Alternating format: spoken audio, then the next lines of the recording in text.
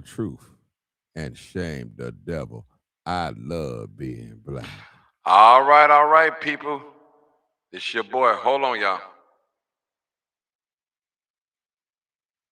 Mic check. 1, 2.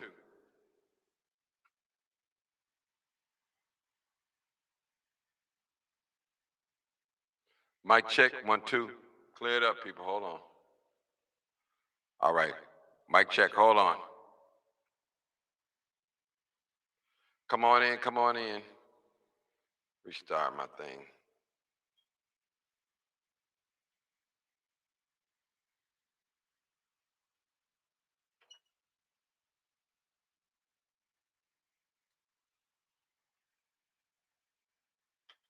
Come on in.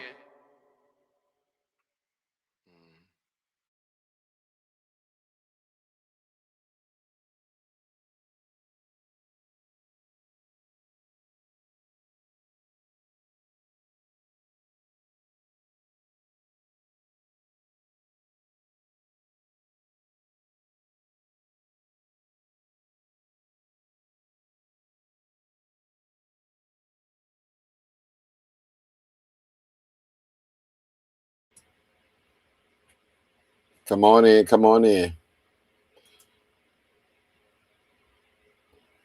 I love being black.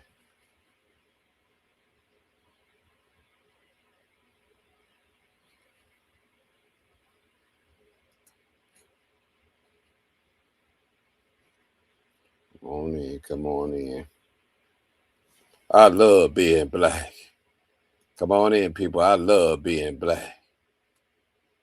Come on in. Come on in. Come on in. Come on in. I love being black.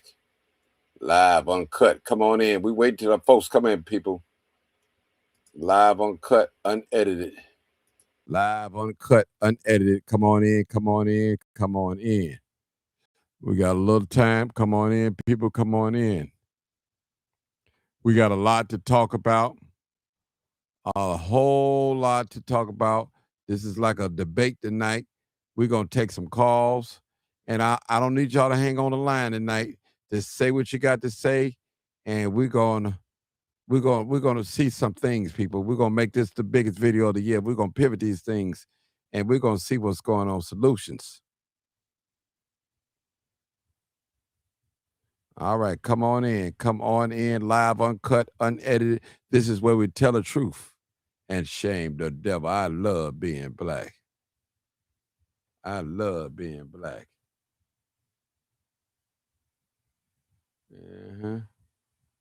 I love being black. Come on in, come on in. Come on in. Yes, yes. Going strong. We're going to go strong, people. We're going to pick up. Pick up. Brother Timmy, what's up, Tim? I still got to call you, bro. I ain't been at the flea market working. Come on in, people. Come on in. We got it. We got it, people. Much love, family. Yes, sir. All right. All right. Team takeover, people. Team takeover. Should they be jailed or what, people? Come on in. All right. We got a debate going on here. It's late night. I know you got to go to work, but that's okay. We need to talk about these things. We need to talk about it. We need to talk about it.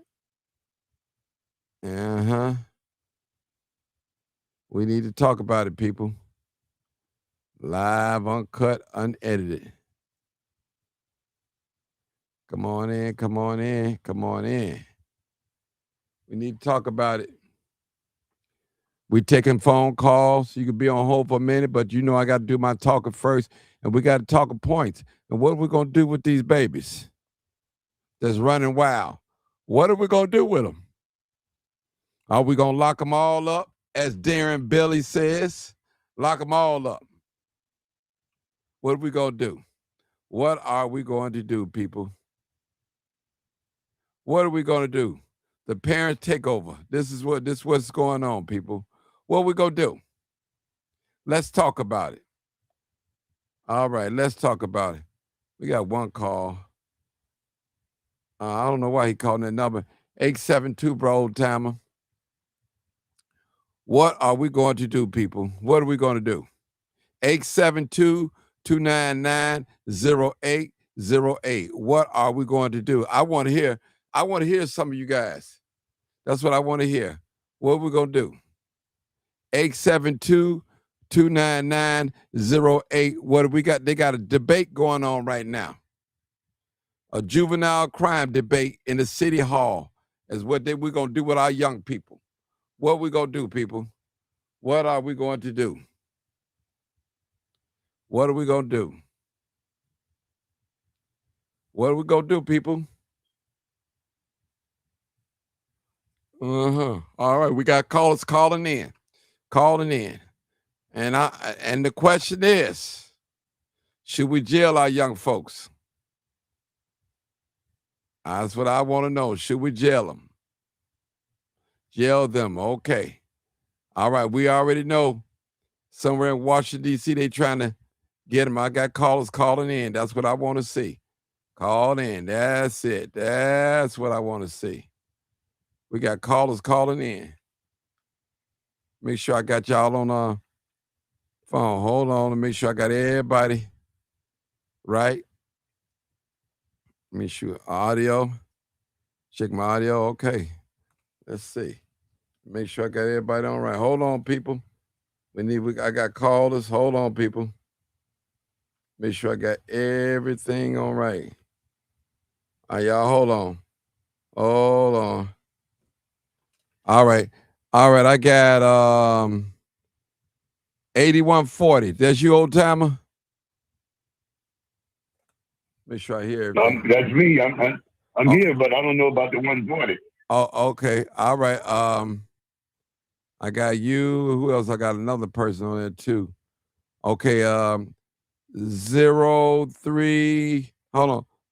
That is 3096. Are you there? 3096. Yeah. Okay, I'm cool. here. Okay then. All right. So I'm gonna call on the first caller. You're the second caller. So I didn't even really get a chance to speak yesterday. I mean, right now, but that's okay. We're gonna as the church folks say, we're gonna follow the spirit. All right, come on, old timer. Talk to me. This is debate. Should we lock them up? What should we do? Lock the parents up for the children? Well, I mean, come on now, talk to me. Well, you pretty much talked me out of it before when I said about locking them up, because I thought people, pretty much is just exercising their freedom when they do stuff. But you said that I was kind of harsh on them, and everybody else was saying, that I don't love the black community by putting them in jail. But, it's just not the teen takeovers. It's the people in college and the people everywhere that's doing everything else. My personal opinion, I feel people are doing what they want to do, and not trying to quell their, they got every opportunity to say, hey, man, look, I'm going out here to have some fun. I'm not here to try to, if somebody mugging me to try to, start nothing. I'm letting you know right now, if it go down, I'm walking away from it. Everybody got the opportunity to do that. It's kind of like, man, you're going to go soft on me, huh? So you're going to, I've been out there in the street before, and I know what people do. So I feel that everybody's doing what they want to do, and this is the way that they want to do it. They see an open door. They see the mayor is going along with them. The mayor is not handling nothing. He got a long handle spoon while he's feeding them, saying, well, I ain't no babysitter. I can't stop nobody from doing nothing. So they got the mayor backing them 1,000%. He against the curfew law. Just to try to even put some restraints on him, he won't even do it. And the reason why he won't do it is because black people got on him for giving so much money to the migrants. Now he's trying to curry up to black people because he wants the votes to get back in office. So he let black people do whatever they want to do, and he's going to come back and throw it up on them. He's going to say, well, see, when they tried to put y'all down, I was standing by y'all. But, man, he knows that this city is in trouble. He knows this. And the black people are taking advantage of it. Okay. And that's what they're doing. I just feel people are doing what they want to do. And as long as they can get away with it, they're going to keep on doing it. Now that's the way I feel, Oh, and it's pretty much going in the way that I think it's trending in the way that I see it. oh, They've had midnight basketball for years. okay. Father Now, Flager has, now, well, I'm just saying, no, Father Flager have put out a okay. program. I want to ask the question. The question Okay. is, do you think that the parents should be jailed because of the No. Well, teen I mean, takeover? I Hold don't on, know one if they person should at a be time. Let them jailed. talk. Yeah. Okay. I don't know if they should be jailed, but I know one thing: I would have a time that my child have to be in the house. If my child not back in the house at 8:30, then they're gonna sleep on the porch. Now that's all it is to it. Now 8:30 is a lot. When the sun go down, a lot of stuff go loose. So now if they have to start jailing the parents, and it's your child, and that child is underage, and you can't get that child to come in the house, well, you're gonna, yeah, I think they should be held responsible if it's my child. But I'm talking about, do you jail? I'm asking the question. I'm not saying they should be held responsible. I'm Well, asking, do you think they should be put in jail and fined? well, they might not need to be put in jail, but they're gonna be held responsible for the damage that's done to the stores and to the areas. They're gonna have to be held accountable and say you're gonna have to pay this $20,000 to get these people's stores back in shape. Okay. Or whatever it is. Let me Whatever go. they damage. Okay. Let me go Don't to the pay next for it. caller. Okay. Next caller. Come on, young lady. Yeah. What's your I don't thoughts? feel they should be jailed. Not at all. You know, the kids should be held responsible, not the parents. You know, the parents do play a part in it. You know, and they definitely should be held accountable for their children's actions. But jailing the parents, no. Hit them with a fine.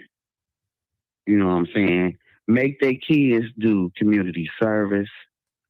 If they put the summer jobs back in play, I think a lot of these kids will have something to do. These kids ain't got nothing to do. You know, that's the reason why they out here wilding out and everything, because they don't have anything to do. Only thing they got is their phones, their tablets, these games, you know, and they wilding out. They don't have no summer programs for these kids no more. I mean, it's like everything just shut down, and they trying to find something to do. These kids don't have nothing to do. Roosevelt. Okay. Has So joined. I want to ask you a question, ma'am. Are you a parent? Yes, I am. Okay. Yes, I am. Okay. My kids are grown though. Okay, no But problem. my grandchild, she's in high school. Okay. She's a freshman. She's in high school. Okay. Now let me read what's. Hold it real quick. I hope I can read this right. Mhm. Teens are not adults. The No, they frontal not. lobe is not even completely developed. I would never take advice from him. I keep learning every day that all elders are not smart or full of wisdom. Hmm. Okay, that's Most what somebody definitely. right. Oh, the number is 872-299-0808. 872-299-0808. 872-299-0808. So you said now do you guys are you guys aware that City Hall is trying to come up with a law or something to vote on? Are you I've guys seen it on Facebook. I seen it on Facebook. I did see it. okay? And I mean, if that's where they want to start at, then it's a start. But something got to be done because I was flabbergated with all them kids how they was out there at that park. Okay, Has right. joined. Okay. All right. Okay, hold it, ma'am. Let me go to the next caller. Mr. Mhm. Roosevelt, Hey, what's going on, Martin? do you believe that the parents should be jailed? Oh, Lord, this is a tough one Because, something's like the last caller said, something is going to have to be done. Whether you jail the young people or whether you jail the parents. But I think that you should jail the parent because a whole lot of times it's the parent who's responsible for this kind of stuff. Because it's parents who are not teaching their children. Because even in the Bible, it says it's something that you're supposed to train them and instruct them in the right way. So when they're old, they will not depart from it.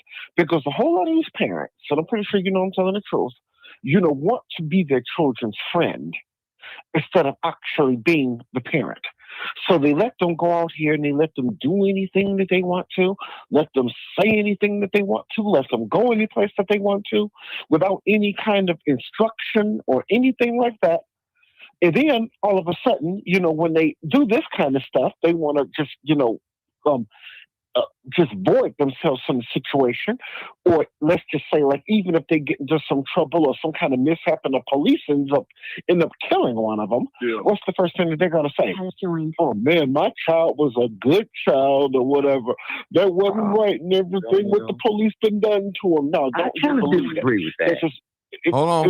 It's many times because it just seems like the parents are not raising the children like you or I were raised or anything like that. Because we were given a little bit much more structure in everything. So I just think something's going to have to give. Okay, hold it right there. But the parents were allowed to whoop their kids. These parents can't whoop their kids no more. Ma'am, I don't know if you hold it. I don't know if you've been on this show before, but we kind of like it's one mic. He didn't cut you off, and I don't need you to cut him off. Sorry. Okay. All right, we're going to get to the point. We got some more callers calling in. She's right, Okay, 3473, I think that is. 3473. Come on, caller. Hey, Martin. How you? Hey, good. This Miss Rita. Hey, Miss Rita. I'm glad you having this one. Because I am a parent that is dealing with this situation myself right now. And let me answer your question first. I do believe they need to be jailed at some point. Okay? I'm going to use my situation for an example. And I am a mother that is parenting. My daughter is considered right now a habitual runaway. Now, she has run away simply because hold it right there. Hold it. I'm glad you said it. I'm glad you went there. Now, since your daughter is a habitual runaway, and she go up there and go to a teen trend, and she jump on top of a squad car and break the lights and all that, so you believe that you should be jailed for that because your daughter ran away. I mean, now hold on. I'm just telling you. Hold it, Sarita. I want you to hear me. You're my friend. I love you, and I know you love me. So that's what I'm talking about. How could they listen? You could tell the police, hey, my daughter's a runaway. She wasn't at home. But that's still, you still the mother, and we're going to hold you responsible no matter if she's a runaway or not. How would you feel about that? Think about it as a mother. Listen to what I'm saying. You don't feel you should be jailed about it. Listen to what I'm saying to you now, Martin. Listen very well, because I'm going through this, right? Okay. So my daughter is a habitual runaway. Every time she runs, I report her. You understand? Okay. Not only do I report her, I have reached out to the Department of Family and Social Services at Martha's. I've been to the juvenile center and talked to the juvenile district attorney. Do you understand? Because listen, my daughter has said to me, I ran away because you said I could not go to a teen takeover. So now, hear me out. First of all, I feel like this. Okay, the child run away once. The child run away 2 times. Now, I'm a mother that's physically walking into... I literally took my daughter because I saw her on her Instagram saying we was planning to run away. I took her to the police station on Halstead and told them this is a habitual runaway and she's planning on running again. So when I'm doing my due diligence, let me tell you, DCFS told me the only way they'll pick it up is if I beat her behind and abuse her, which I'm still going to jail, right? or I neglect her, which I'm still going to jail, right? So now, if I'm coming to you as a parent, telling you this system that's already not designed for us, period, because that's where it all starts. Because I'm not gonna say it's not every parent that's not parenting. Okay, let's get that together right now, because I'm running up with this problem right now. So now, if I'm coming to you as a parent and saying, okay, my daughter has ran away this many times, at some point the system has to step in. Now, if I tell the police and they've told me this, okay, she keeps running away. You guys got to do. If I don't let her in, they arrest me. My daughter stood in front of the police and told them she want to stay with her friend. She want to come on. You think they arrested her for that? You think they say, okay, well, if you don't go home and stay with your mother, if you do not go home and stay with your mother, the next time you run away, we're putting you in juvie. Period. You understand? And they didn't do that. They did nothing. Okay. They have not done nothing. Okay. Now, when I talked to the district attorney, he told me this. He said, the only way it's a problem, right? The only way we can pick it up is if the police have to trigger something. The police have to trigger something for us to pick it up. Now, when you go to the police are the people that send me to the juvenile center. It ain't nothing but a big runaround, right? Okay. At the end of the day, it needs to be something done when you have parents. There needs to be some other type of resources when you do have the parents that do care about what their children are doing. Now, okay, hold it. So after all that what you just said, even if your daughter goes out there and break a window of a business, after all that proof and paper trail that, hey, we still gonna arrest you. You're the parent. Do you agree? I'm gonna pay for the window. I'm gonna pay for the window because as kids break windows. Okay. I ain't this man first. My son broke a window just playing ball outside. I had to pay for that window. But I'm simply saying, if I'm coming to you, why jail me? Jail her. Okay. Let me just say this. Let me just say this, y'all. Just hear me, friend. The government is not our parents. It's not their duty to parent our children. I'm being honest with you. I know that sounds cold. Let me whoop her behind. Yeah. Let me whoop her behind. Well, listen. Hold on. And they never said you couldn't discipline your child. You just can't leave no mark on your child. No. You can't leave no mark. No, yes, they have. No, come on, yes, what book y'all reading in? That's the reason why they wilding out. No. I just sat in front of. Listen, Martin. Martin. That's the reason why they wilding out. When I picked up my daughter from where she was at this very last time, she was. I told the police right now, I'm finna get her, and you know what they told me? You're gonna go to jail. Exactly. I said, well, y'all better get her then. That's exactly what I told them. Yeah, well, that's what I said. The system messed it up because they stopping you from whooping your kids. They ain't stopping me. They shouldn't stop you either. No, they ain't stopping you. Okay, but you know, man, sometimes you a man. Sometimes it's a little bit different with me and fathers can maybe do. But when you have, and let me tell you another problem is I find the parents that's not parenting versus it's really the parents that's parenting versus the parents that's not parenting. Because what happens is, so I'm a parent that's parenting, right? And then you have all these kids that's not being parents. So my kid looking at me like I'm crazy because I'm doing the parenting and the rest of the kids is getting to run free. So now I'm like the bad guy. You understand? So it's difficult. It's not as easy. Maybe like 10 years ago, you know something. But now it's not as easy as you think. I'm going through this right now, and I've been to every the police, DCFS, at Martha's, the juvenile. No one wants to help.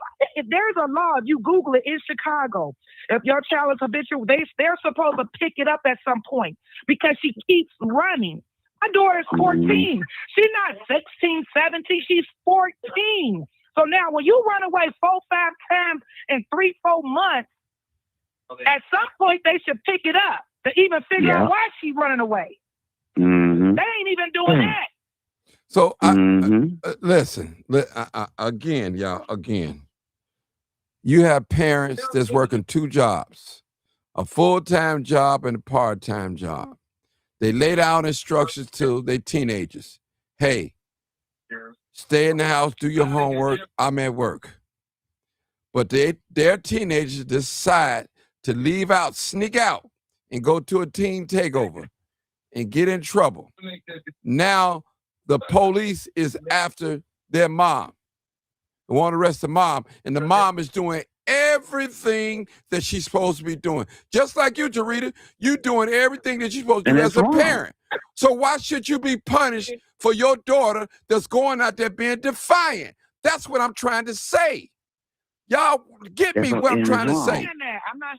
Okay, no, I'm just saying. I'm saying that. I think the kids. Right. Okay. I think the kids should be picked up. But the kids are not. Hold on. First of all, they're not adults. Okay. First of all, they don't think like us. They don't have no responsibility. They don't think like an adult. First, they still are children. I don't like to call them kids, but they still young. They're not. They don't have no response. They're not paying no bills. All we ask you as a parent, go to school, get some good grades, do right. I'm gonna feed you, clothe you, bathe you, and do all these, provide a safe home for you. And when we do those things, we doing what we're supposed to do and love on you as a parent. When our children, Jarita, you know, get away from around us, they have their own personality, they have their own thought process. You're not a bad parent at all. You love your daughter. I watch you parent. But once your daughter get away from your presence, it's on. It's on. You got to go out and provide. You're a homeowner. You have to pay property taxes. You have to do things around the house. You can't stay and sit in the house and watch her for 24 hours. You can't. You got to go out and work. So the moment you go out. So let me ask you this, Martin. Go ahead. Let me ask you. So when we saying this, are we arresting the mother and the father? No, right? Hey, they said, well, right. Hold on. My top, but yeah, that's a good question. That is a good question. It said, I got the title up here. It said jail parents. It didn't say mother or father. It just said parents. That could be either or. So I'm not just singling out mothers. I'm not singling out mothers. I'm not singling out mothers. So I'm trying to listen. First of all, y'all, most of our children out there doing a teen takeover are black. Now, there are some white people out there, there are some Hispanic, but the majority, the large numbers are black people and black females.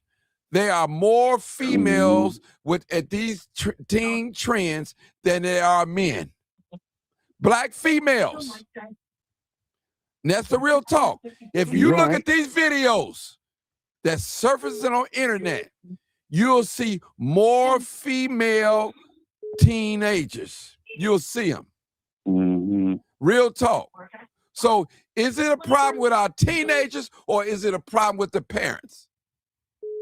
We got to ask ourselves the golden question. Because see, the white folks, they're going to lock them up. That's the only solution they got. And some of y'all black people too. It's the only solution that you got for our children is to lock them up. Period. So as an adult. I believe in being proactive. Yeah. As an adult, we smoke, we drink, we had sex, we gang bang, we stole, we did everything that these young people are doing right now. As an adult. Now, they might look at us as the parents and say, hey, you don't know what your mama done because we don't share that with them. Some of us were screwing when we was 12 years old, 13, 14, 15. Some of us had abortion at 14. Our children would never know because we don't tell them. Some of these young men out here, you've got a girl pregnant when you was 14 years old and you've never done nothing for the child. You don't know where the child at. As a father, we don't share some of these things, these secrets, these little dirty secrets that we've done in our teenage years. As a teenager, some of us got dead bodies out here, got bodies out here. We was a shooter. But we're not going to tell our children that. But we're going to point the finger. See, those little young teenagers that's running out there wild, they are a reflection of their parents. That's us. I ain't talking about the mamas. I'm talking about the mothers and the fathers. So whatever they doing, they are a reflection of their household, period. This is what's going on. And when we make excuse, and when we can't parent our children, control our children, especially when they're in house with us, we fail. We have dropped the ball. I'm with you, Jarita. It's both. It's the child and the parent. Have to take some accountability. Yeah, really. Because you can't tell me as a parent. Now, if you at home sleep, now things could happen. Children can leave out the window, sneak out the house. If you working 2 jobs, that can happen.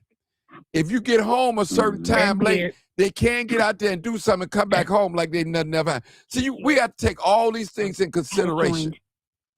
We're dealing with a homeless population of young Black men and women riding the train. I have a question, Martin. Okay. Well, okay. What's the question? Because we got a lot of callers, people. What's the question? Hurry up, because we got a lot of callers.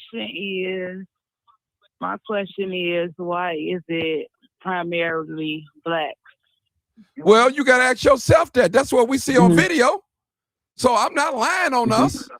Listen. Documentation beats conversation. I'm not lying. Look at the videos. It's more Black people out there than anything. We have to ask ourselves that question. Are we really parenting the way we should be parenting? And I'm not just talking about the females. Talk about the men as well, too. So I'm not letting the men off the hook tonight. The men need to step up. Well, it's a lot of men that's not doing their job. Okay, listen. I understand that. My question is, you said it was primary Black. Yes. My question is, why is it primary Black? I don't know. You have to listen. We have to ask ourselves. That's what I hold on. We have to ask ourselves as parents, why is it's primary Black people out there on these teen trends or takeovers? That's something that we have to ask ourselves. We have to have a real serious conversation. Hold on, sister. Hold on. I'm talking. We have to ask ourselves that question. Why? And let's be honest. What is it? Are we good parents or are we not parenting? What is it? We have to ask ourselves that question. Seriously. So I'm not dropping the ball on nobody, but that's something that we cannot ask the white man. We have to ask ourselves, looking within ourselves. That's what we see. We have gotten so accustomed of other people doing things for us, and we're not doing it for ourselves. We can't wait on handouts no more. We got to start building and loving on each other. Listen, people, and I don't mean to get religious on y'all. I don't mean to get religious.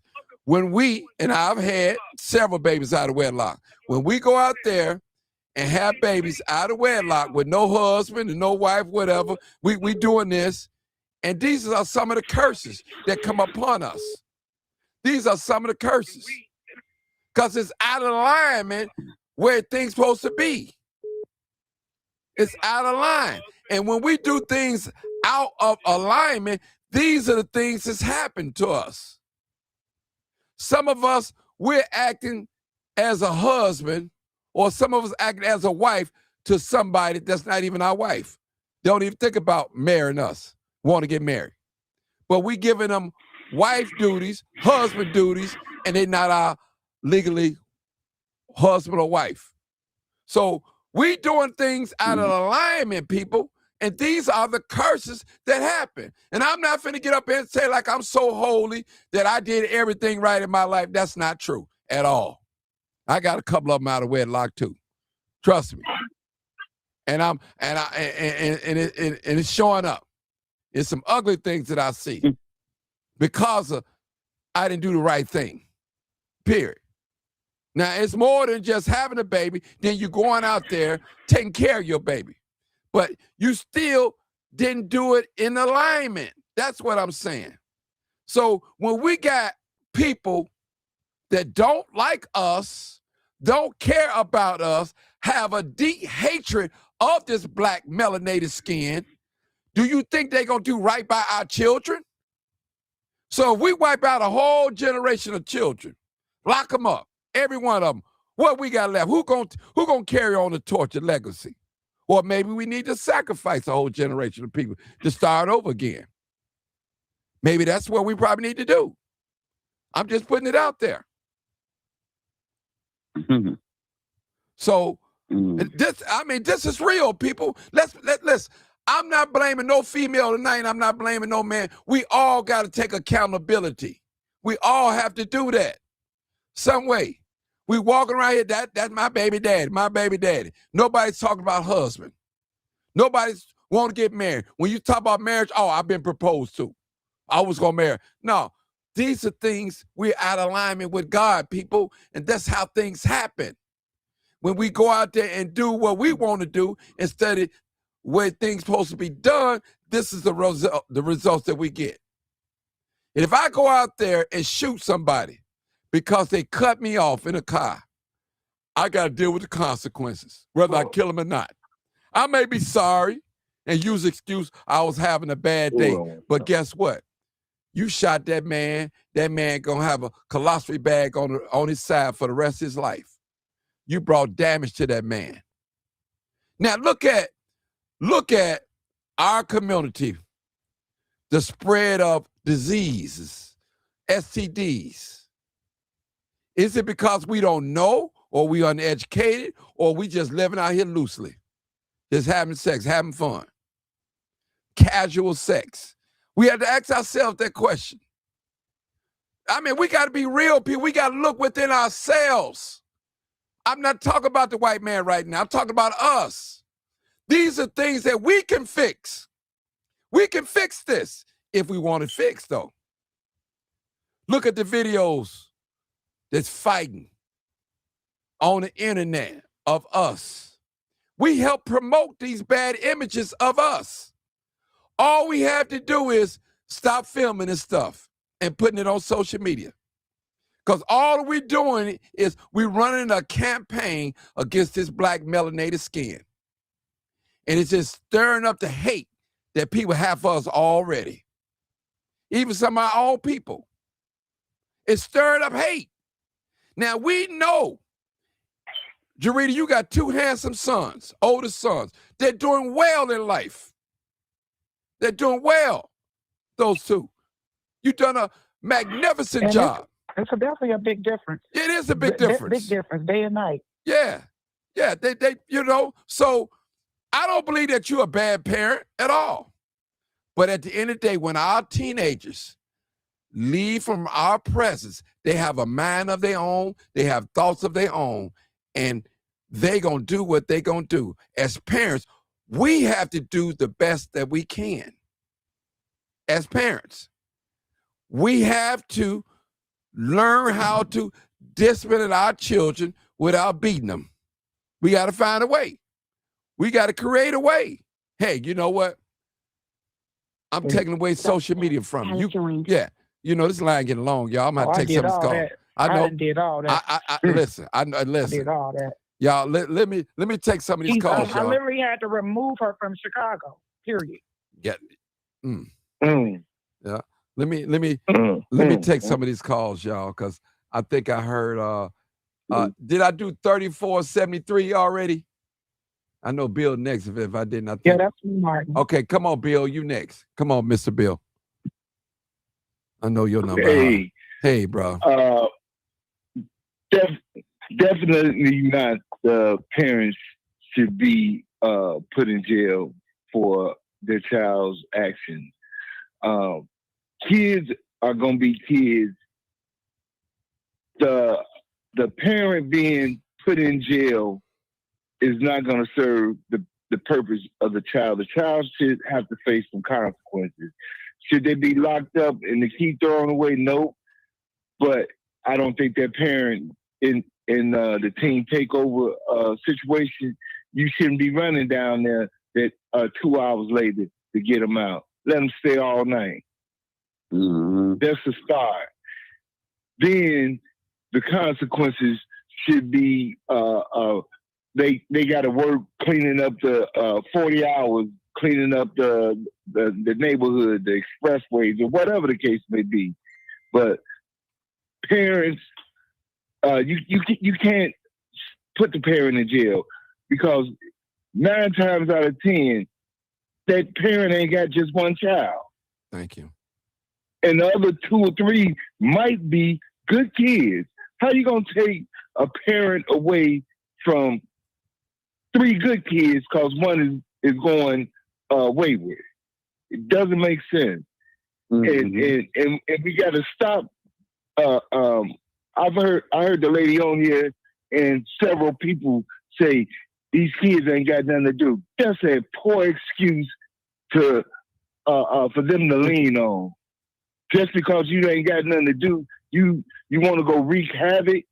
We didn't have things to do. We played games without. They need to bring back the summer jobs, summer program. Yes, I agree. I agree with that. But you can rest assured, a summer program. There's going to be some havoc if they have it at the field house, the YMCA. It's just a gathering, and the mentality of what these kids have acquired from parents in the environment that they've been raised in. I ain't got nothing to do. Well, you need to stay in the house and have nothing to do. Okay. And parents have to take accountability. And when your kid is going wayward, that means you need to spend more time with them. A lot of parents might not have can afford to spend the time with them because they have to work or whatever. But you can't a parent can't be responsible for a body and a mind that thinks on their own. Okay. That's all I have to say. Thank you, sir. I'm going to the next caller. I'm going to the next caller. 8906. Come on, caller. 89, last 4 digits. 893. Hey. Go ahead. Hey, good evening, y'all. How y'all doing? Good. Go ahead. I'm gonna have to. Yes, sir. I can hear you. I'm gonna have to ask you. You know, tonight, though, man. Because I was looking at this different. Because with me having, I have 10 kids, 19 grandbabies, 3 great grandbabies, and I work out in the field as well, though. But I'm gonna have to go with the women tonight, though, because I'm listening to these sisters talking, though, right? And with a person like myself is a product of the streets, and from the neighborhoods where all this stuff going on, that a lot of the stuff that's happening.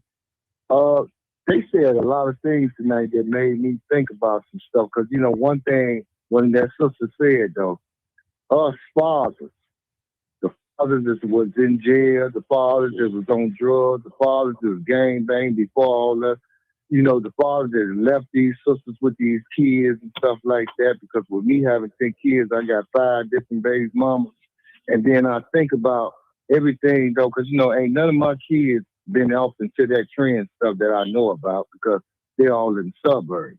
But what I'm saying is that us as black men, we have to step up now, though. And, the ones that we in debate with our baby mamas, we in 50 plus years old. Ain't no such thing. We got to be as men to step up and help these sisters, man.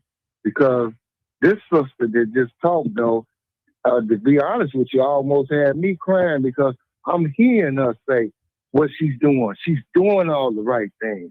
And I'm dealing with some of these little girls that's on my caseload like that. They running away from home. Mama can't do this. And then, it's like, I hear somebody say, well, we need to whoop these kids. As soon as we whoop these kids and we go to jail, though, then what? Yeah. And then now we in jail, and then our other kids is messed up because mama in jail. And we got some sisters that's in jail right now for whooping their kids. And then grandmama got to take care of the kids. They can't take care of the kids because she on alcohol or drugs. Yeah. So, it's a bad situation. Us black men really, really need to step up. And stop all the nitpicking and all that. Well, mama didn't like me. It ain't about mama didn't like you. It's about what we need to do for our kids, though, because at one point I wanted us to be responsible for that. But see, I was a product of one of these kids that was running around here, breaking in cars, breaking in houses, doing all kinds of stupid stuff. But only through the grace of God, though, the person I am now, I'm helping people now. Mm-hmm. And, but our women need some help, though. And, it's just because, see, we can point to things, oh, their mama ain't doing this. And that sister just cried out on this phone tonight. It's a lot of them like that that really need this help from us black men that say we fathers and grandfathers. Father's Day coming up right now. You know how many fathers been alive right now? Oh, I'm finna go get my kids, and everybody want to showboat their kids and all that. But you ain't took care of the kids all year. Mm-hmm. So, I think, I just agree with what them sisters said, though, man. Us black men, we need to step up.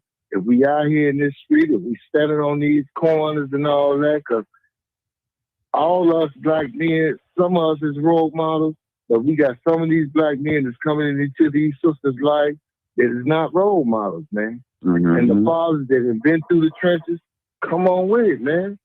Because that's the only way we gonna get through this, though. Because, like they say, if we send them to jail, the jail sometimes make these kids worse. They don't respect the police. They don't respect the yellow vests that we wear every day. Talking to them about jobs. We can come to, I talk to a lot of kids on a daily basis about jobs. How many kids show up at the office for a job? And then when they do get there for a job, half of our babies need some mental health problems because of the drug addiction. Wow. Because of the pills, the weed, there's a lot of stuff come with stuff like that. So the thing is, right now, we need to deal with mental health because there's something going on with our kids that what they acting now. It's just a lot of things that us black men, like that sister said, we need to just come back. We need to show up. Because I think if a lot of us black men show up in our daughters' lives, our sons' lives, some of that eases the pain from them. And then you'll be like, damn, excuse my language. So you'll be like, man, you know what I'm saying? Because it really makes a lot of difference when we just show up. I went to like 3-4 proms over the last 4 weeks and all that. And, with my grandkids, my great-grandkids, because, see, I ain't going to say I was not no great father. Because if I was in the penitentiary, I watched all of them grow up in the jail. But now I'm showing up at prom in the bed with my last name, only through the grace of God, though. And so, it's like, all that be tears of joy for me because I wasn't able to do it for none of my kids that I got. Mm-hmm. But now every grandkid, every great-grandkid, grandpa show up. And I show up for everybody other kids too, though, because I know the struggle is real out here. And I know all these sisters that's out here is not bad sisters. All of them that's wearing the orange and red and green hair, they not bad sisters, though. They just need some assistance, though, from us black men that laid down with them just that one time or 3-4 times. So, that's all I got, really. Appreciate you, bro. Yeah. That's my coworker, y'all. That's my coworker. So I can back up what he said. It's true, what the brother said. So that's my coworker. So matter of fact, that's the lead street warrior where I work at. So 100%. He over me. So he telling the truth, people. Yeah. Yeah. Hey, Martin, I want to reiterate something that you spoke on prior about this subject. We can't just think that these are the kids in the city that's doing this. Mm-hmm. These kids are coming from the suburbs, from good parenting, with good parents, living decent lives and having opportunities. Matter of fact, the boy that ran the people over last week, he was from Plainfield. Yeah. Which is a very nice community. Yep. Mm-hmm. Yeah. That's all I want to say. You stole one of my talking points. I had a picture. I was going to put them up. I'm going to go to the next caller. We have 94 of 49. I think that's Marcus. Come on, Marcus. I think that's Marcus. Go ahead. Hello, Martin. Can you hear me? Loud and clear. Hello. Can you hear me? Loud and clear. Well, go ahead, Mark. I got mixed opinions about this. First of all, I don't believe the parents should be locked up. I think that would make things worse. Because if you lock up the parent and they got other kids that ain't out there doing the teen trend, and if you lock up both the mother and father, who's going to raise the other kids? Or raise the kid that's out there doing the teen trend? Now, I do believe that there needs to be some accountability. People say don't lock them up. Okay, I got mixed opinions on that. I don't believe in locking them up and leaving them in there. I believe that we should bring back boot camp. Yeah. Put them in a military style. Hold up, let me get my point. Put them in a military style setting. Put them in a military style setting, right? And make them feel the pain, because these kids have victims. They have a trail of victims, innocent people who are affected by the attacks. They be on the trains, they be in the parks, and they ain't just attacking other kids that's in gangs. They attacking innocent people, and they think it's funny. And like Bill said, they're coming from all over the state, coming into the city of Chicago, causing this mayhem. Just like when we were out there protesting, you had people that was from out of town trying to set off a riot here in Chicago and then make it look like Chicagoans is doing the rioting. Well, you have kids coming from the suburbs. You have kids coming from the suburbs coming into the city, possibly doing drive-bys and doing all that mayhem. And nobody's looking at that. To lock up the parent would be a disaster, but to find them would kind of help it. But then that's tricky too, because it's not really the parent's fault. It's the kids themselves' fault. And bringing that military setting, sending them off to a military school where they have to endure what they go through in the Army, hard labor, hard training, will probably change them. But to be honest, you got a lot of kids. People talk about bringing back the summer jobs. I used to work for the Park District. Some of the kids can't read. Some of the kids they have learning disabilities. You bring back the summer jobs, the kids that want to work the summer jobs will be the one in line for the summer jobs. The kids that want to create mayhem will continue these teen trends. So if you had a dog walking around biting everybody, don't the dog pound come pick them up and take them to the pound? It may not be the answer, locking them up and throwing away the key. We got a state's attorney that wants to lock them up and throw them in there and throw away the key. Rehabilitate them. People say they don't have nothing to do. Yes, they do have resources. Those kids that want to come to those parks and come to those programs, they'll come. But here's the trick to that. They can't make it there if the other bad A kids are causing trouble on their path. They can't even make it to school safely or be in school safely if you got these other kids who are not being raised by their parents, who parents don't care what they do, is creating mayhem. So if you're a kid, I take it from my experience. I was supposed to went to Harper High School. I didn't want to go to Harper High School because it was gang infested, and the problem wasn't the school itself. It was getting to the school and getting from the school. And so I ended up going to a school way on the east side, which wasn't too much better than Harper. But because I didn't know nobody in that neighborhood, I didn't have no problem. And one of the other things I think we make our mistake doing, I was the type of kid that would probably be considered a nerd. But the stuff that some people did back in the day, I just never understood why they was doing it, and I didn't want to do it, and my mother didn't have to have that problem with me. So children need to be taught to think for themselves, look at a situation, and ask themselves, do you want to be constantly going to jail or going to the Artie home? I think that we glorify the bad boy and bad girl syndrome through the media. And these kids are watching TV and they think it's funny. And then when you have adults down there videotaping them, laughing at them jumping on police cars, fighting with police, it fuels it even more. It's not going to stop until the adults stop entertaining it, till the kids themselves stop entertaining it and start shaming it. Because what's going to happen, they're going to take away everything from these black kids, and they're going to use that as a result. And that's why you're seeing black kids. It's some white kids down there, but we got to keep it real.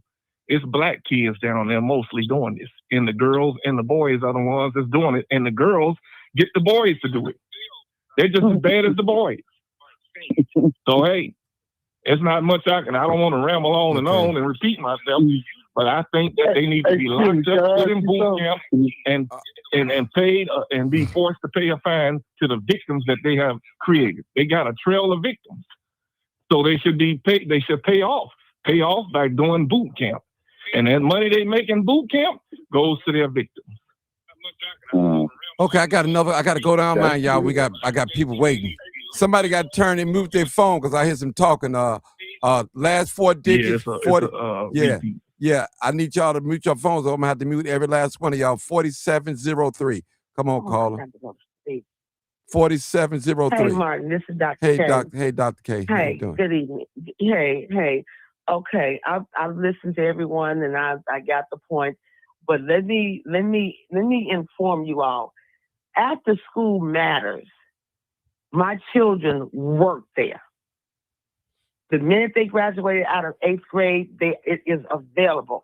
After School Matters have thousands of jobs for the children that are graduating out of 8th grade all the way through high school and beyond. You can play basketball and get paid. You can actually do a lot of sports activity, artwork. You could be a tourist down at the Navy Pier. It's there. It's the parents must ask the school where they are. And you can literally go on there. These kids get paid $800 for the whole summer, and they get paid during the fall if they apply for the job. They're there. They're there. I know that for sure. You look at it, you go on there. You apply in March. You get accepted in your community. They give you 3 choices. It is there. What I don't like is the fact Washington, D.C. is already moving forward with that. Because when you decide to get pregnant and have kids, it is your job as a parent to teach your child. It is your job. That's your God-given responsibility. Now, with the way the teenagers are doing, I am seeing these girls pull hair follicles out of each other's head over what? Slamming each other upside the car doors, knocking each other unconscious, jumping on somebody.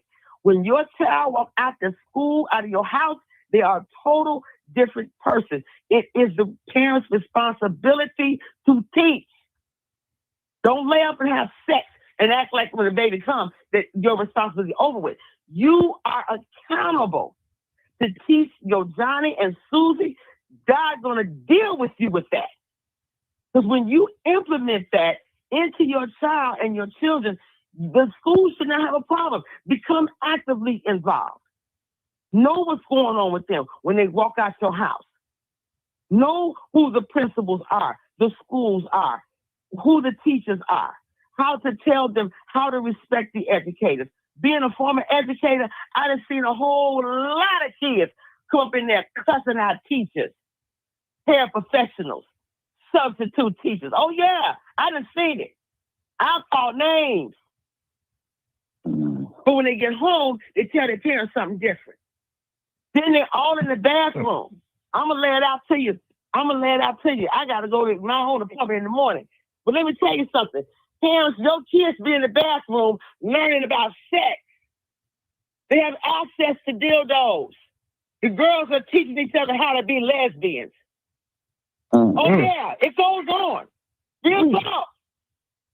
They are teaching each other how to get down on each other. They're sitting there arguing about a boy. They get on social media, they beef it out about a boy.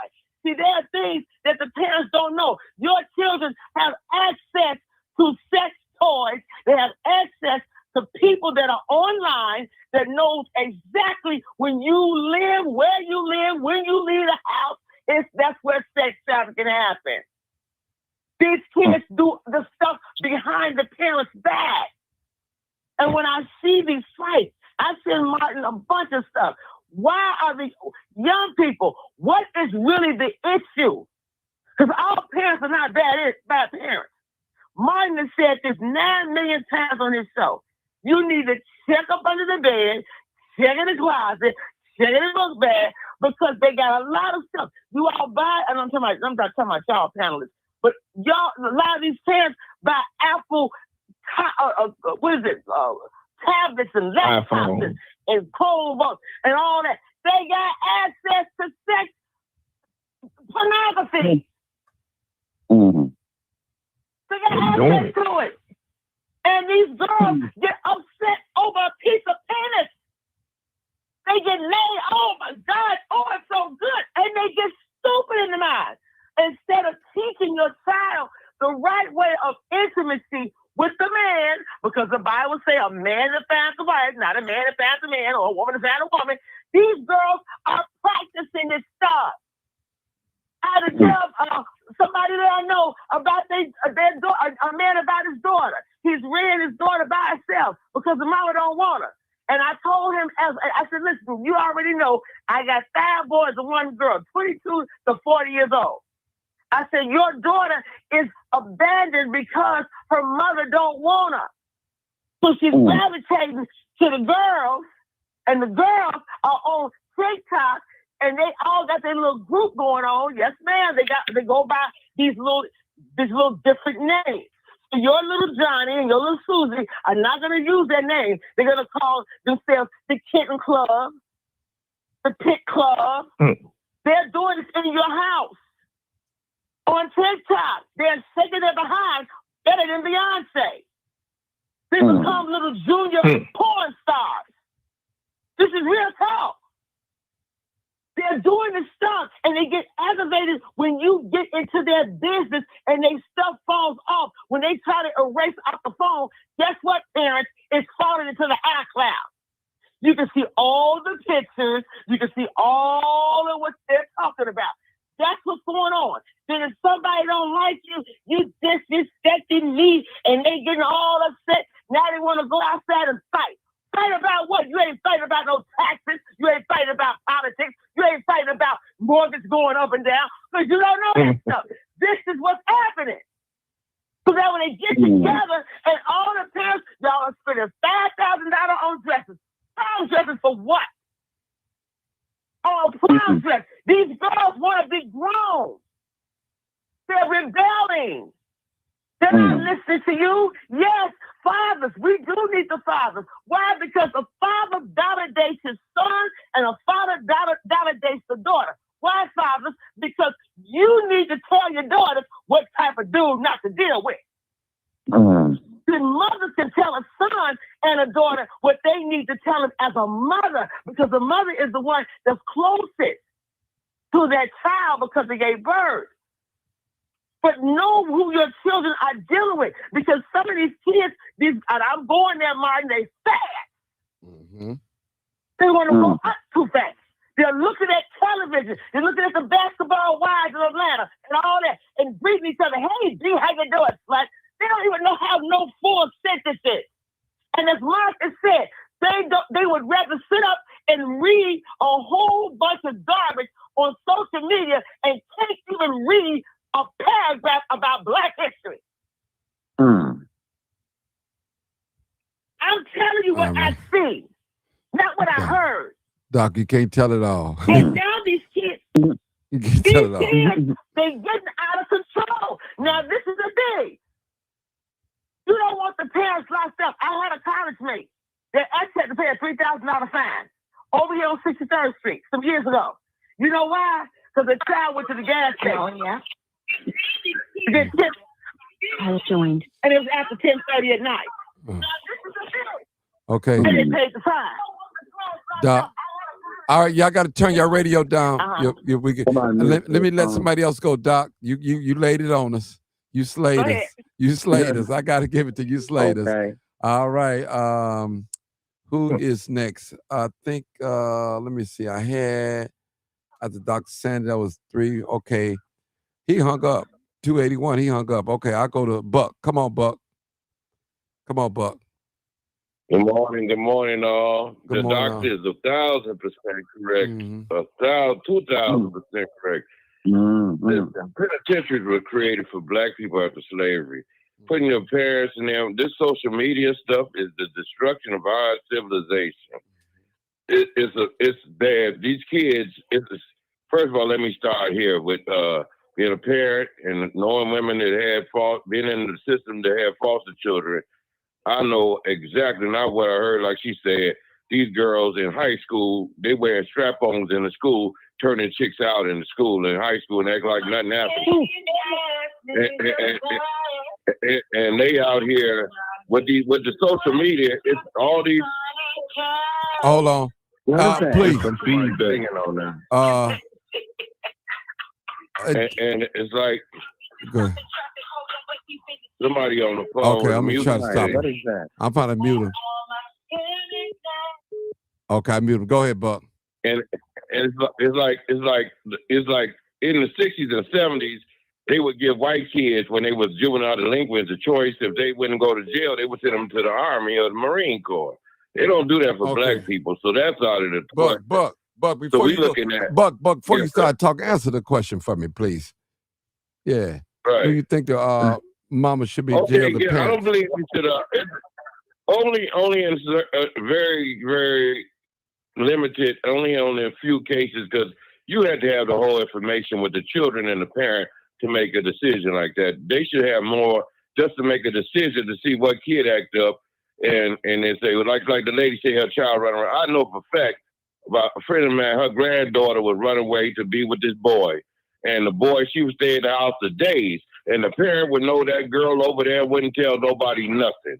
So a lot of times these girls run away to be with guys, and they mamas don't. The boy's mama don't say nothing. So who you gonna blame on that? The girl would call. They would call an Uber for her to go over to be with this young boy, 50 years old, and he ain't going to school. And they laying up and everything, and that the boy mama would allow this. So only in circumstances where you know a parent has got their hands on with the destruction of these kids, because like they said, all these little girls that go into these takeovers, they want to be seen. They think they're going to be on a TV show. They think social media is like a fantasy to make them a star or some kind of, it ain't logical. Whatever their mindset is, they believe going there and being seen, they going to be popular or something, but it's all illogical. They got really nobody to teach them stuff, and they got mental imbalances because their diet is not right, and they learning from a lot of stuff like TikTok and Instagram. They see grown folks doing stuff, and they want to be grown up fast. And that's what the problem is. We don't have, like I said, it should be stages of growing up. Once, you get to that point where these little kids having sex, it ain't no talking to the little girls or the boys, because they going to continue to do that. So hopefully you could, like, with programs to try to, even in the school, to help them. They should have sex education, but everybody, I don't know if they still have that, but they should have education with responsibility, becoming parents, because you have sex, you have a baby, then what you do. If you're not prepared to be a parent, then you got another problem. So I just wanted to say that. But like I said, I don't believe you should make somebody with the children. Like you said, if you got one or two, you got 4 kids and one of it's bad, you can't blame the parent for that. They struggling. Everybody trying to make it out here. Kids are making their own decisions at 12, 13, 14, 50 years old, like the adults. And they're very, very clever about keeping the information away from the parents. So I'm sitting right there. Thank you, Buck. All right, caller. 6207, last 4 digits. 6207. Hello? Yeah. Yes. That was you making all that noise, too. All right. Sorry. Yes. Okay. Go ahead. No, I just wanted to say that I don't think the parents should be in jail for the crimes their children are committed, but I think they should be trying to be more active in their children's lives and do things with their children to prevent this stuff from happening, because it is happening a lot around the world, and particularly in the Black community. And I just think that it's like a lot of structure. It's not in a lot of Black households. Okay. And I feel too too, that a lot of the parents in this generation, they're not raising their kids up to be productive adults.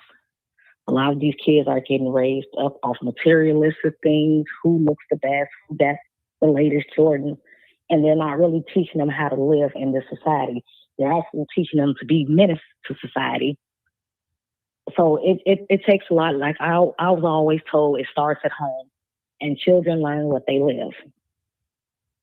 So it's just, I believe parents just have to be more proactive in their children's lives, particularly young parents with teenage kids, because I see that a lot of these young parents, they're hanging out with their kids and they're not really being parents to their children. And kids don't respect their friends, so they're definitely not going to respect their parents if you're trying to be their friend. So I just think it really just starts from home, but I don't think jail is the answer. That's always white people solution anytime it has something to do with black kids. And I commented on this post saying that if that's the case, when these white children decide to shoot up the schools, their parents should go to jail, because a lot of times they're the ones that's buying the weapons for their children to commit these crimes. So, that's always their solution with black people. Throw them in jail. That's what they want to do. And this Darren Bailey, he's more focused on crimes that black kids are committing. Mm-hmm. He's always focusing on Chicago, and like he's trying to compare himself to Brandon Johnson and Pritzker instead of trying to figure out a solution to the problem. But it's like he's trying to put black people out there like we're animals. Our kids just run the street. But are you guys doing this when white kids decided, just like with the Muslim situation, there was 2 white kids that shot up that situation, so their parents go to jail for them doing that? And I think I read that one of the kids, the parents bought the gun. So if we're going to play that game, it should work both ways, not just with black kids. It should work also with white children as well. A lot of this is played off as racism as well, too. They don't really care about Chicago like that. They mostly care about locking these black kids up and their parents, because that's the white man's solution for everything when it comes to blacks. Okay. But their children, they feel like they should go into counseling, and they have a solution for their children, but our children, just lock them up and lock you up too as the parent. It's just, black people just have to really just pay attention to what's going on, because the system is against us. It's not for us. Okay. Hello? Beautiful. Hold on, caller. I'll get to you. Okay, you done 6207, you're done, right? Yes. Okay, thank you for your comments. Thank you. 1183. Come on, caller. I'm getting through these calls. 1183 is 4 digits. Hey, how you doing? I'm going to say this. A lot of parents are probably out working. They probably don't know where their kids are, but it's too much technology going on now where you should know where your kids are. And it takes a village to raise kids. It takes everybody. Everybody come out, they don't want to say nothing. It takes everybody to raise kids, period. Being a parent do not come with instruction at all. And this Facebook this social media and Instagram have really messed our kids up. Mm-hmm. Okay. Thank you. We're going to go to the next caller. 0112. Okay. Thank you. 0112. Good evening. I've just been listening, and I just want to say we just all have to really wake up, not just to what's happening right now in Chicago, but everywhere. Well, let me say this before. This before. is the wrath of God. Hold it, sister, before you get to talking. Hold it, sister. I agree with what you about to say. Also, this is just not a Chicago problem. It's happening all over some of these major cities where predominantly blacks are at. Okay, go ahead, my sister. Go ahead. This is the wrath of God, period. We need to wake up and we need to see this. It's not going to get better. it's going to get worse. There are no groups you can go to. There are no pills you can take. This is the wrath of the Most High God. Get saved. Save yourselves from this untoward generation. Save your kids. Thank you. Okay, thank you. Short, sweet, and complete. She said her thing. She tells, hey, listen, people, and I tried to say that at the beginning. When we do things out of an alignment of God, these are the things that happen to us. These are the things that happen to us. And I wasn't getting on here saying that I was so holy that I did everything perfect in life. I said, no, I didn't. I had to learn, people. This is our problem, people. A lot of these things that we're suffering is what you call socially engineered. Well, what do you mean by that, Martin? Let's give you a little example. If you take a community, a Black community, do not put healthy food stores in there. You take away all the jobs out of there. You give them poor education, secondary education. It's going to be like a madhouse. And when they stop starving, they're going to fight against each other. Then when you put one over the other, then the other get jealous. So these are things what they're doing, people. If Black people fall in love with themselves, man, listen, these other races will be in trouble. If we fall in love with ourselves, we just are unhappy people. We don't like our eyebrows. We don't like our nails. We don't like our hair. We don't like our body. We don't like each other. We don't like nobody telling us what to do. This is my body. We don't want to be submissive. I'm grown. I do what I say. I pay my own bills. I don't need no man. I got a pet. I got a dog. All these things, and this is what we're seeing, the little wrath, the wrath is coming upon our people. They got a medication out here that people with HIV/AIDS are taking and saying if they have sex with a partner, they won't get it. That's why, come on now, people. They're telling us anything and we're running right with it. We are our own solution. Nobody else. No one has come to save us, people.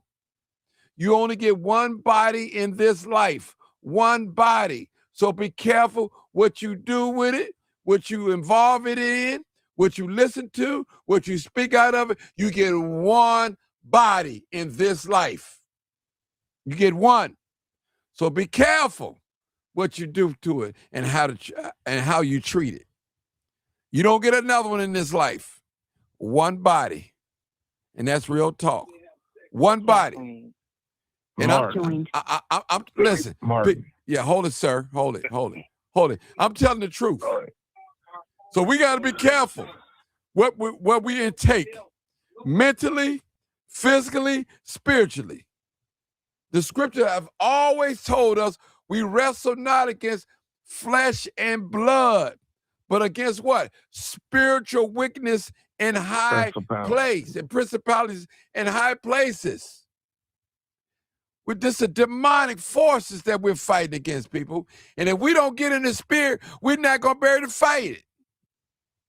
Some things you can see in the spirit, you can't see with the natural. Real talk. The scripture said the spiritual things are foolish unto a natural man. So we got to get in the spirit of righteousness so we can get out of this rut that we're in. Look at our children. And some of y'all sitting there on your white jobs with your white colleagues talking about your Black children. Trust me, they're not going to exclude you. Well, I know yours ain't out there. Yours at home and you know where they're, but guess what? They look just like yours. And we going to label all of y'all as being the same. Don't they do it to us all the time? They're not going to excuse you. They're running a campaign against our young Black youth, and we're doing the same things. We need to do away with all these fighting videos. We need to do away with all these trending videos that we're going to do a trend that don't mean our race nothing. We need to do away from them. Trust me. Have you ever heard that saying that a picture is of 1,000 words and it programs our mind?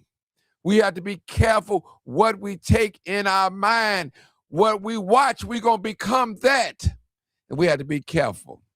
It's like a song that you first hear it, you really wasn't feeling it, but they keep playing it in rotation, keep playing it and keep playing it. Eventually you start patting your feet. Eventually you start singing along with it until they keep going repetitious. And that's what they're doing with all these videos that they putting in front of us. They showing black women fighting, pulling each other hair out, black men fighting. You know, they're showing everything that's negative that makes us look bad in the public light. Like we're the only race that's doing it. Now, people, if I wasn't intelligent or smart thinking where I am, I would think black people are the only ones out here committing crime. I would think that. But since I know better, even though I see so many images of black people fighting and doing crime, but I know in back of my mind that there are others out here doing the same thing. It's just not exploited. But they exploit our sins in front of the whole world. Look at the black people.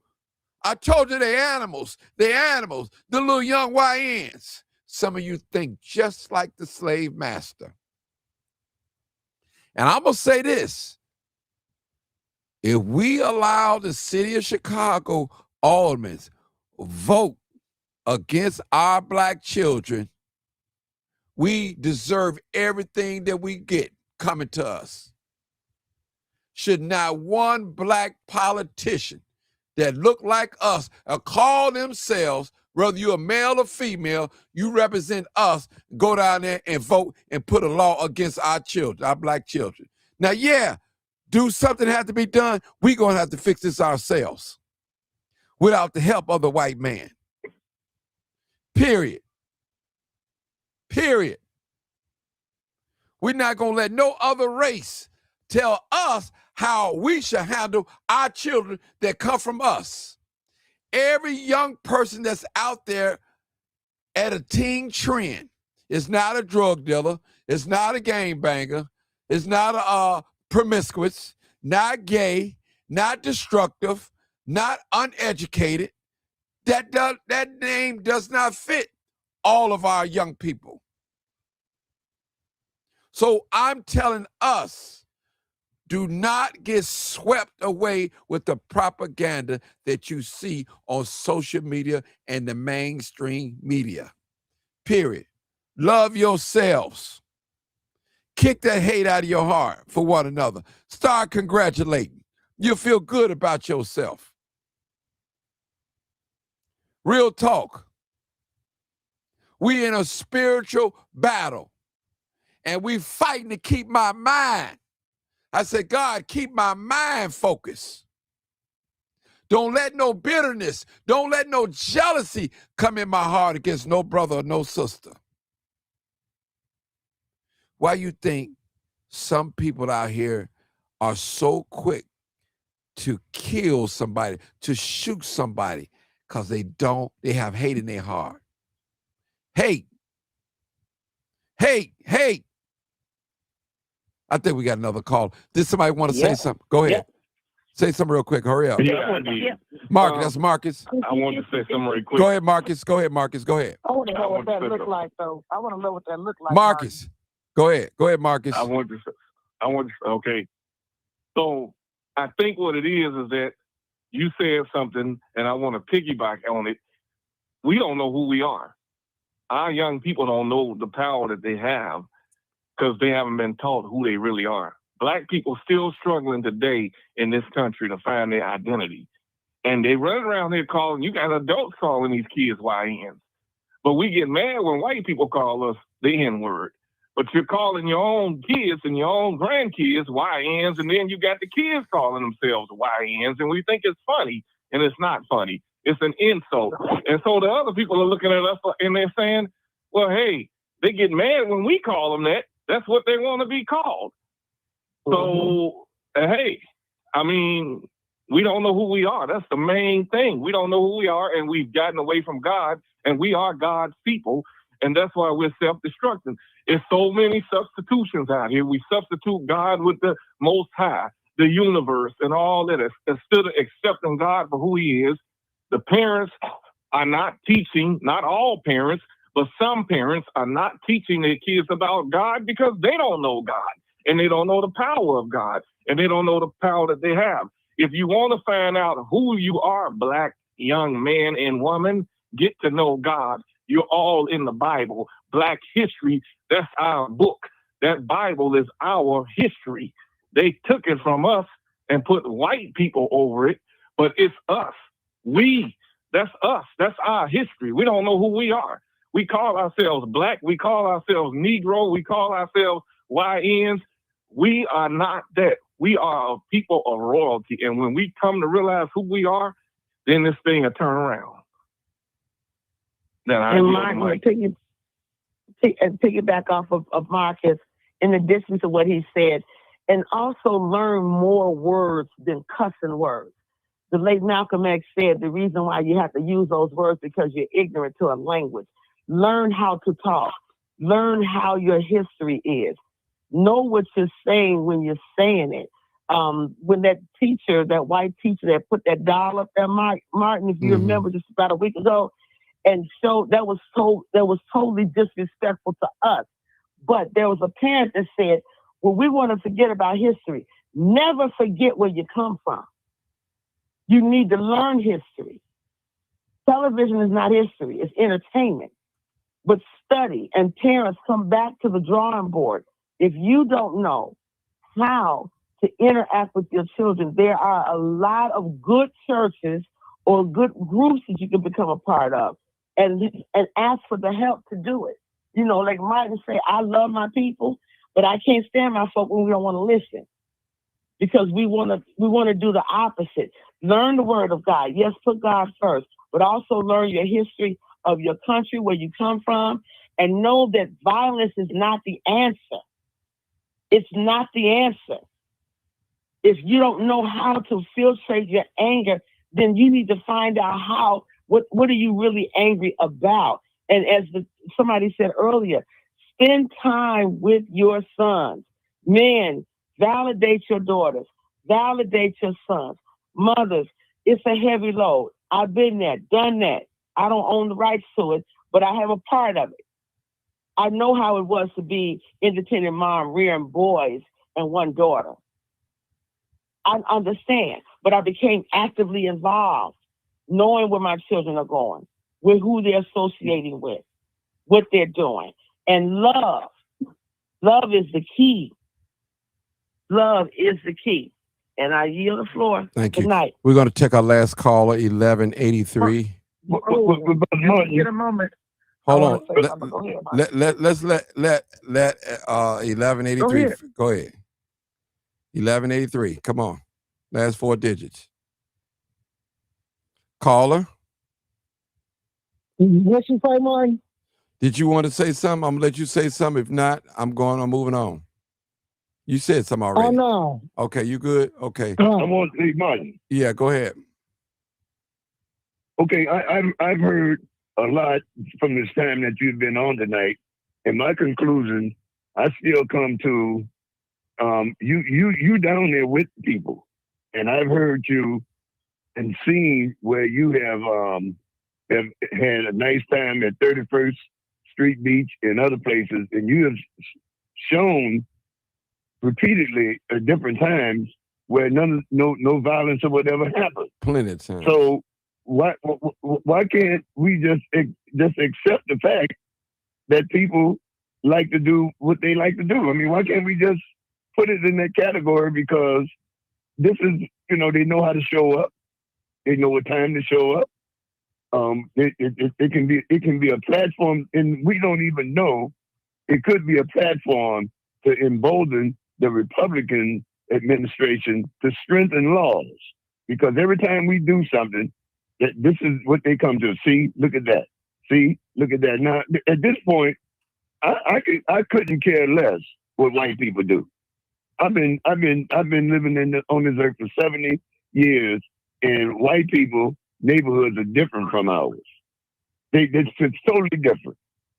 So whatever they do in their neighborhood, they don't allow their children to go through there and ransack. Now they do stuff, ring doorbells and all that and run. But what we are doing, we are trashing stores. We are trashing airports. We are trashing venues for frivolous reasons, and nobody seems to be able to control us. I just put it in the category. This is what we don't mind doing. I mean, why can't we accept that? And that the law needs to be put into effect, and you need to strengthen the laws. When I was growing up, you know what they had on the front door of the store? Prosecutors will be violators will be prosecuted to the fullest extent of the law. That scared me and my friends when I was growing up. Hold on, so I don't understand.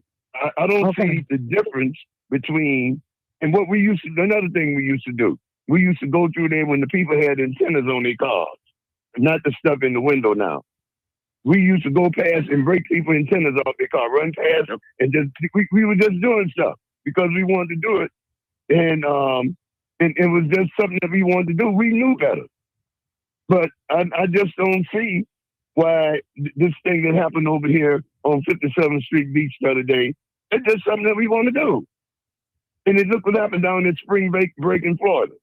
It's just something that we decide. Hey man, look, I'm all in. And forget about what white people doing. Forget about what they doing. This stuff is just got a grip in our neighborhood, and I hope we're not doing it because white people are doing what they want to do.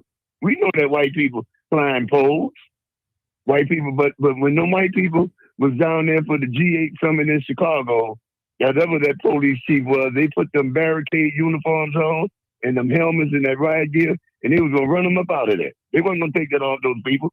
But now, if you do something to black people, well, you know, they didn't have to do them like that. You know, he was just a child. He didn't know better. Come on, man. Come on. This is something that we are deciding to do, and they need to strengthen the law. And if you don't want to adhere to the law, well, then, you know, and now we going around with bear spray, spraying people and doing different things. And you going to tell me this is something that we don't want to do? I just think. We learn how to do it. Old timer. Yes, sir. I know you're a man of the cloth, and I respect you, but I think it's our God-given right to protect ourselves. If we fear, we listen. Okay. I mean, you can't knock nobody from having no bear spray. If they feel like they're gonna be in danger and they need to protect themselves, they can protect themselves. Period. I mean, that's just period. I hear you, man. I understand what you're saying. So don't act like it's a crime for somebody to have some bear spray. You know, come on, man. Listen, we live in a society. I'm playing devil's advocate, man. I'm playing devil's advocate. I understand. To provoke us to get away from it. Right. Well, what I'm saying is, brother, listen. We have a right to defend ourselves against this government, against anybody that violate us. That's our God-given right. We're not just going to just lay down and put our neck down and let the devil chop our neck off. I'm not going to do that, brother. I'm not going to do it. Now, if you can walk around here and let a man come in your house and rape your wife and put a gun and knife up to her neck and you get on your knees and pray, you go and see how your wife going to feel about you. If you ain't trying to kill him, hold on, let me talk. If you ain't trying to kill him, something wrong with you. Somebody else going to have your wife. Listen, I'm just saying, brother. See, we talk all this peace stuff, but we talking about violence on self-defense. I'm not finna let nobody hurt me. Period. I'm not finna do that.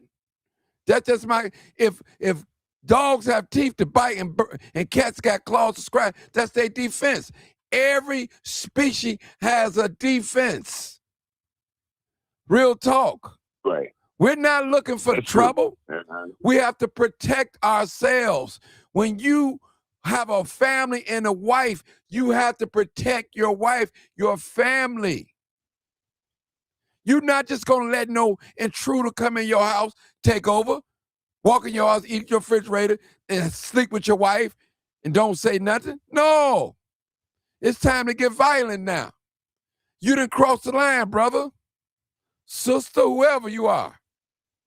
Your home is your privacy. Okay.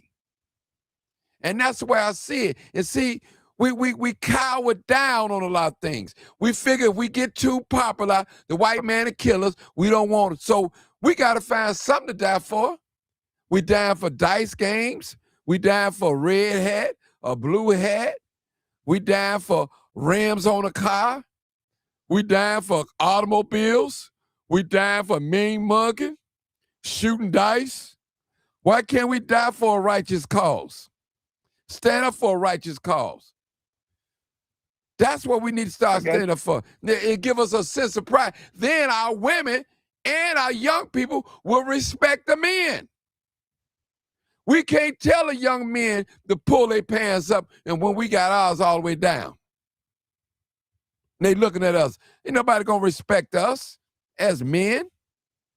Men, we have to take our rightful place, period. Not just with the pocket, with the money, but as a man in leadership and lead and quit punking down. That's what we have to do, stand up and be real men. Our women need us. Black men. Black women need us. Black woman, whether you agree with it or not, you need your man. You said, well, Martin, I got a right to choose. Well, what about your children? Your children need a man in their life, a role model man. And you can't get mad at your baby daddy or your husband because you married him and you laid down with him and you got to deal with the consequences, period.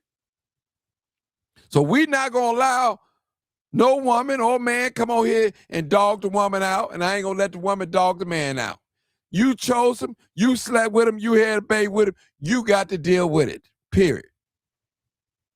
I done made mistakes, you done made mistakes, and I wish I could take it back, but I can't take it back. I got to live with it, period. And this real talk, people. Anything that's left unprotected will be taken away, whether it be your marriage, your family, your automobile, your home, whatever.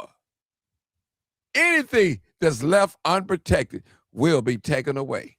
So we have to protect ourselves. We have to protect our attitude. We have to protect our relationships with our spouses, with our baby mamas, our baby fathers, with our children, with our siblings.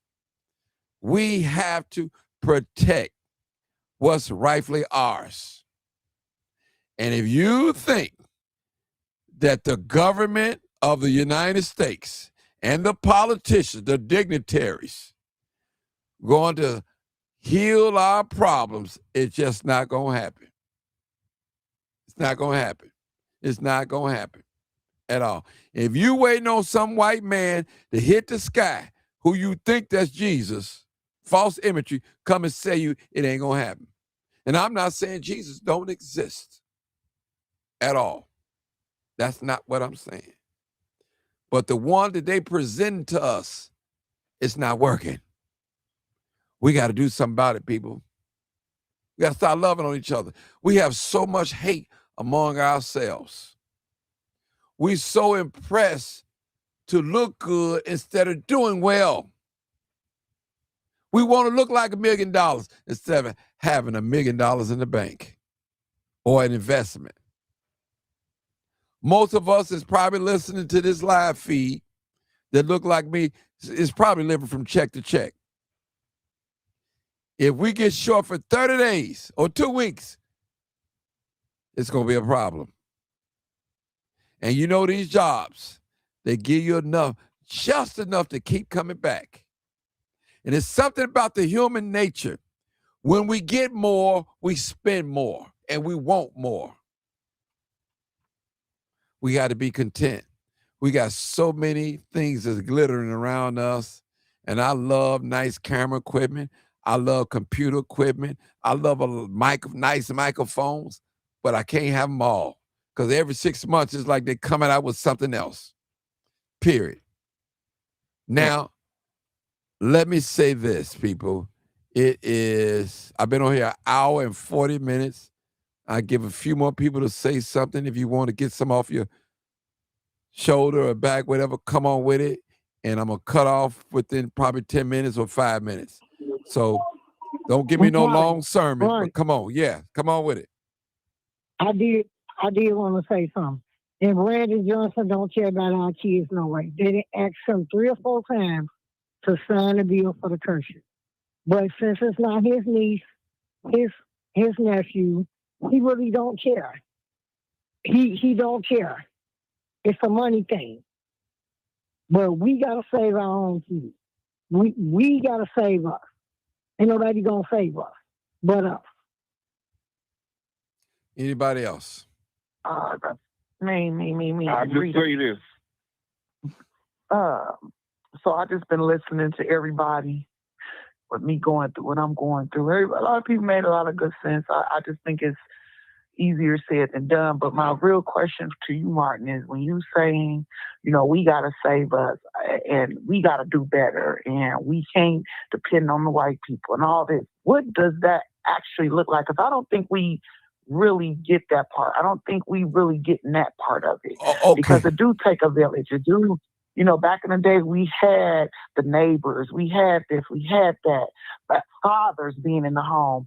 So what does that actually look like? I'm trying to figure that part out. I'm a product of that. What that looks like. I got a whipping by my neighbor. If we was hungry, I could eat over my neighbor's house. If my neighbor seen Martin Johnson doing something he had no business to, they're gonna tell me and tell my mother. I had a support system. I grew up in a house with both parents. So I had the support system. Now, did I go out there and have sex and sell drugs, do all types of things? Yes, I did. Did my parents teach me to sell drugs? No. That's something that I wanted to do, was influence. So we have to surround ourselves, dear sister, with people that want to see us grow. But if we want friends and we want that village, we have to show ourselves friendly, period. I've gotten so much support because of the work that I've done in the community. Also, I've got a lot of heat. I take a lot of heat, but it's a lot of support and love through money, through prayers, and little small things have helped me, encouragement. So we have to surround ourselves. We can't live on an island all by ourselves. This world is not designed for that. We need each other, people. We need each other. Now, we can't lock arms with everybody, Rita. We can't do that because some of us can't get along with each other. And I always say the best thing when we can't get along with each other is to separate if we can't get it right. I always say that. When couples come to me and somebody tell me about their spouse or whatever, I say, look, I didn't put you together and I ain't going to break you up. But this is just my opinion. This is what I would do if I was in your situation.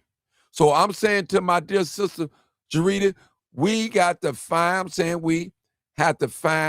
surround ourselves and find people with like-minded that want to see us win. Not just spiritually, financially, in the family and everything. It's almost like this, Jarita. You know how you would tell somebody, I'm getting ready to buy a new car, and it's a spirit in them they not have. You can feel their energy. Ooh, I hope she don't get it. I hope he don't get it. They don't want you to get it. That's a spirit warring against you. Some things that we're trying to do within our family, we can't make public because there's a demonic force out here praying against us. We all, listen, each and every last one of us have some demons that's assigned to us to try to keep us from doing what's right in the eyesight of God. demons are assigned to us to throw us off track, to get us off track, to get out of the will of God. Sometimes we have to do a self-examination with ourselves. I think one songwriter said, not my brother or my sister, but it's me, oh Lord, standing in the need of prayer. Michael Jackson said it, it's the man in the mirror. So we have to find a support.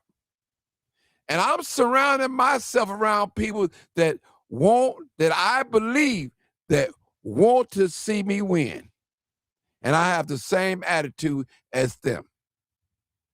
I'm no longer hanging around. I know, but listen, we can't do it by ourselves as parents. You can't be around your daughter 24 hours. If I see your daughter, I should be able to pick up the telephone. Hey, Jarita, I'm not going to say anything to your daughter, but I see your daughter over here, such and such. And you can tell her, I seen it and I said it. So what I'm saying is we have to have people like that. When you made a call, you said, I need some people to support me to go out to do a search for my daughter. We need people like that that's willing, that don't have no emergency, but my sister have an emergency and I got free time, I need to assist her because it may be her today and me tomorrow. It can happen to any one of us. Any one of us. The worstest thing I can see, a person that gets sick and they've been nice to everybody. And when this person's sick, nobody comes to visit him or her, no phone calls. That's enough to make you want to just die anyway.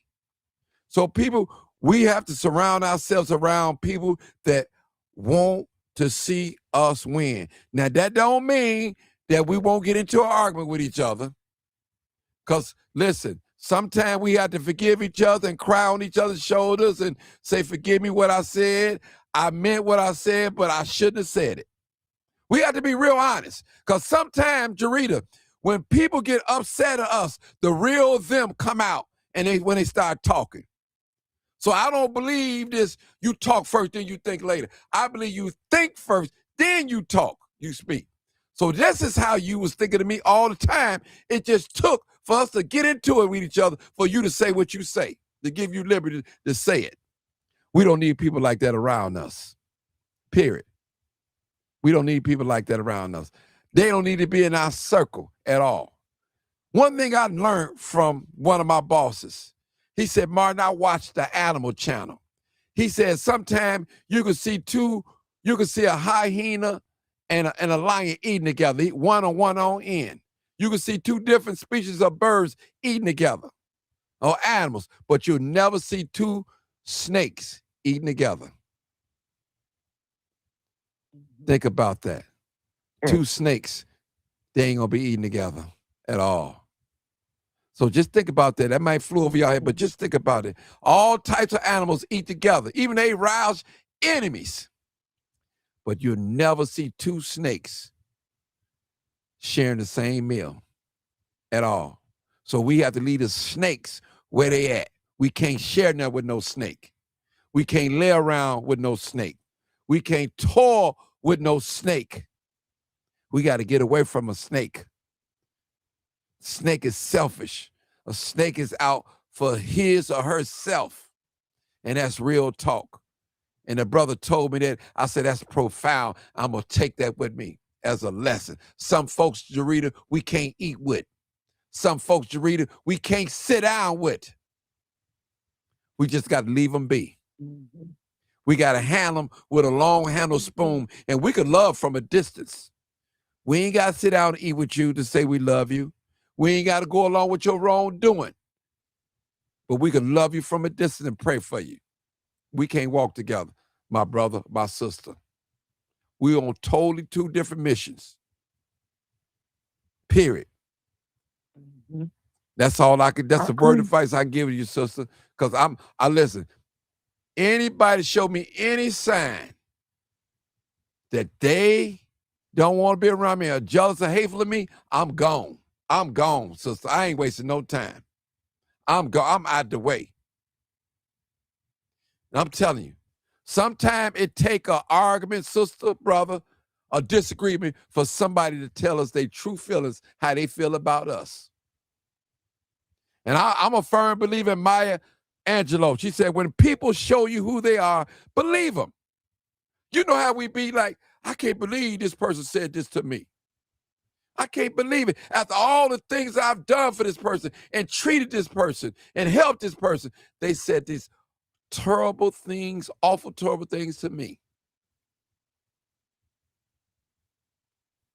I'm going to leave y'all with that, people. I appreciate y'all for sacrificing. A lot of us got to get up in the morning, such as myself, and do what I do. I appreciate you. People, just share the video. We're not asking nobody to give us no money, anything on this channel. Just share the video. That's a way of support. Comment on the video. That's the way you can support the video, by sharing it. That's all. Tagging people. And I appreciate y'all, people. You already know what it is. Live, uncut, unedited. This is where we tell the truth. And what? Shame the devil. Peace out, people. Thank you for tuning in.